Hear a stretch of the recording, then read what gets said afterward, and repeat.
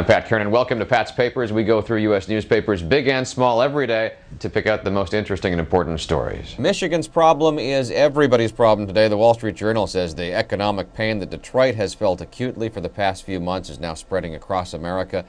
The story is on the front page of many newspapers. In fact, when we looked at the top 20 newspapers for our daily tally, 16 of the top 20 papers had the Chrysler announcement on the front page. It will stop doing business with almost 800 of its 3,200 dealerships. GM making a similar announcement today. Pennsylvania is one of the states hit hardest by Chrysler's announcement. The Post-Gazette reports on 16 dealerships that will be cut in the Pittsburgh area, including the oldest Jeep dealer in the country. There is already a loser at this year's Preakness. That in the Baltimore Sun today. A new ban on bringing your own booze to the infield has liquor merchants angry and locals wondering how this year's race could possibly match up to years past when partying earned the event its nickname, the Freakness.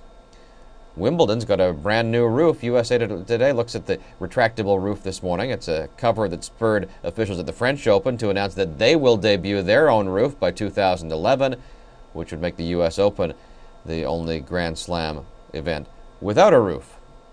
A nice follow-up note on the editorial page of the New York Daily News. After a note in this newspaper a few weeks back that the Federal Trade Commission is looking at three companies that have made about 1 billion automated phone calls.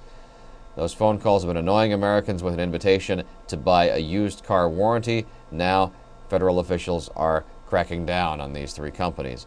On the front page of the New York Times, the number of Mexicans leaving their country to move elsewhere has dropped 25% last year. Now, these aren't figures specific to the U.S., but most Mexican immigration is to the U.S., so the conclusion from this is that people in Mexico are deciding it's not worth the trouble, whether legal or illegal, to go across the border to work in the States because work here is hard to come by. There's also a front-page piece in the Times about food safety as companies delivering packaged food try to switch the safety onus over to you. So an example on the front page here is a frozen meat pie with instructions that note that the internal temperature must reach 165 Fahrenheit. That's up to you. Are we really going to test for that? Because normally what I do is stick a finger in and see if it's hot enough, and that's my extent of temperature testing. Finally, from Milwaukee, in the Journal Sentinel, English teacher Beth Biskobing takes her grammar lesson to the street now. She is posting notices correcting the writing of graffiti vandals. We do this every day at patspapers.com. If you go to the main page on our website, you will find links to all of these stories, which will take you to read them at the individual newspaper websites.